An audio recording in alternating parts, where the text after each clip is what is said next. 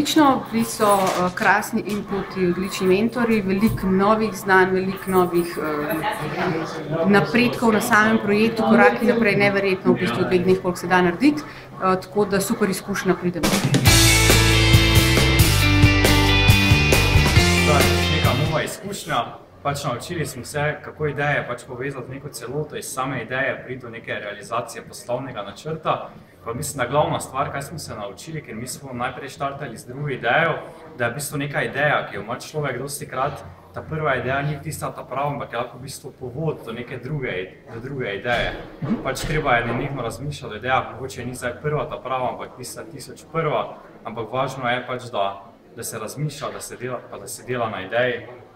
Še to kaj dodal? Pa tudi predavanje, pa stik z podjetniki, torej uspešni ali startupovci ali že ljudje, ki imajo dalj časa podjetja.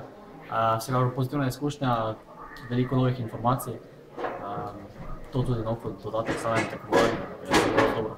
Kaj pa zdaj naslednji koraki? Naslednji koraki so zagotovo počasi realizacija te ideje. Delo je to prvo, pa najprej se je treba sploh pozanimati pa raziskati trg, da vidimo, mislim, to smo že v okviru tega vikenda sicer naredili, ampak v bistvu to je šele komaj prvi korak.